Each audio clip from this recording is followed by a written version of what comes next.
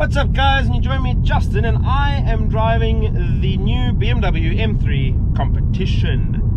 Now it's a new M3, so that means it's very important. You see, the M3 has, since it came out, been the benchmark where others compare themselves to. For example, you'll read all these car magazines whenever a competitor comes along, and the headline's always, oh, M3 killer is going to dethrone the M3, is M3 got to worry? No, okay, so that's just how it is. So when a new one comes along, it's relatively a big deal. And the previous one was great. Wild child, you know, dangerous and all that kind of stuff. Then the new one came along and people lost their minds. And their breakfast and lunch and dinner because of the looks. Now, here's the thing. You are entitled to your own opinion, as am I. And my opinion on the styling is this. It looks better in the metal, especially in this Isle of Man green. It looks really nice. And also, what I found with my time with the car, it's not one of those that you love or hate. There's like a middle ground. Okay, let me explain. So, from some angles, car looks really good. Like the rear quarter, even dead on front, standing kind of just before the bonnet, right? Looking down onto it. It looks really menacing. Overall, I like the styling. Done. Here on the interior, very similar to other BMWs. Same digital instrument cluster as on M5 and all the others.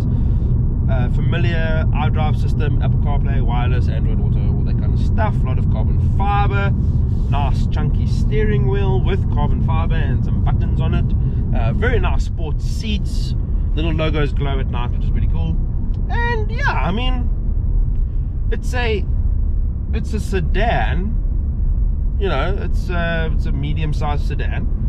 In fact, it's a few millimeters shorter than the BMW E39 M5. It's also a few kilograms lighter than that car. It has got almost 100 more kilowatts.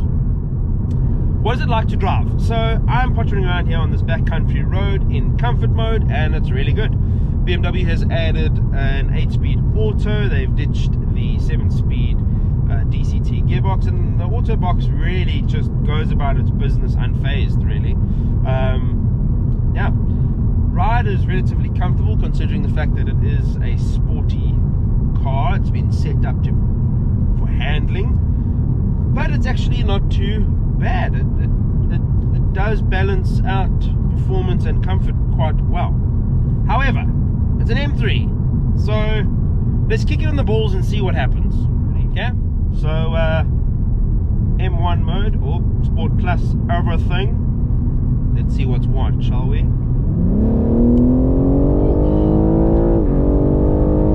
Okay, so BMW has turned up the boost. Wow, that's fast. Okay, BMW's turned up the boost on their S58. It now develops 375 kilowatts and 650 newton meters of torque. And in this particular version, all going to the rear wheels. And you can feel that. You can feel it.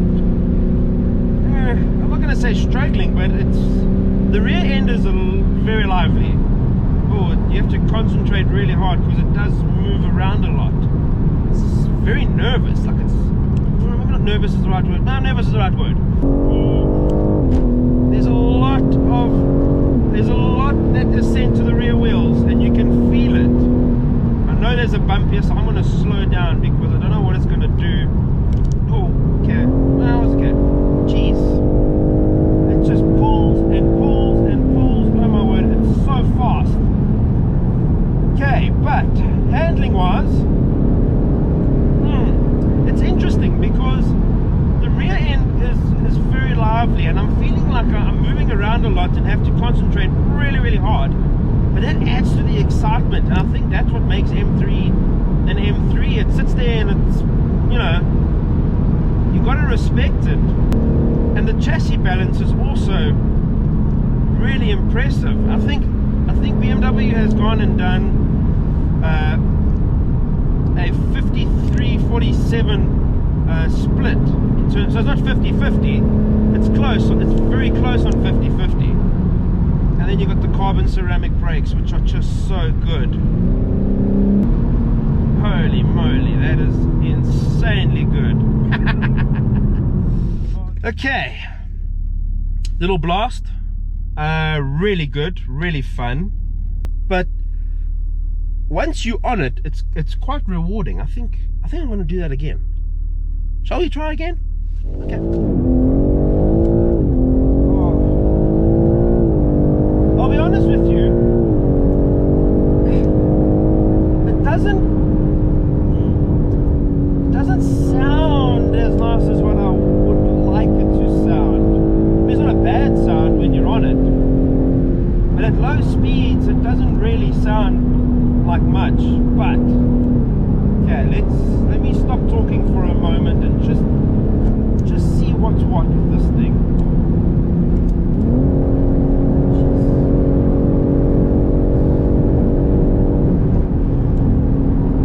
Steering is very light for some reason. You got to really concentrate. Really got to concentrate with this thing.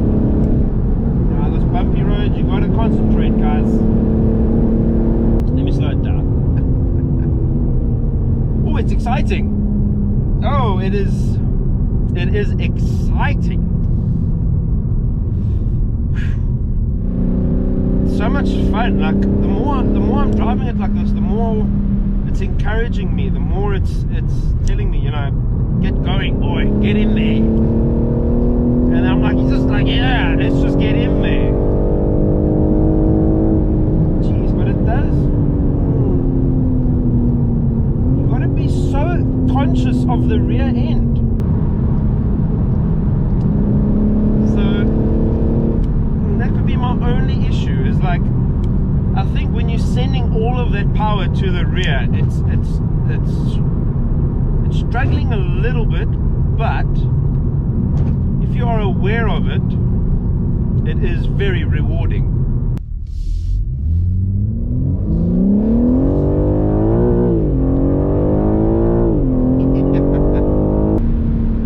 Alrighty, M3, sum it up. Looks, that's for you to decide.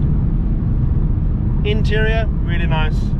Drive, exciting. I'm gonna go with exciting, thrilling, on edge. You know, you gotta really think about this car.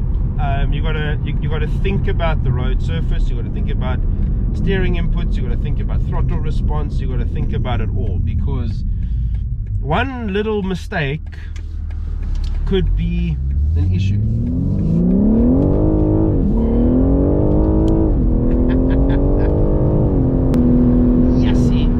What the hell? That's relentless. Absolutely relentless. This is good. This feels more mature. This is a mature M3. Oh yeah.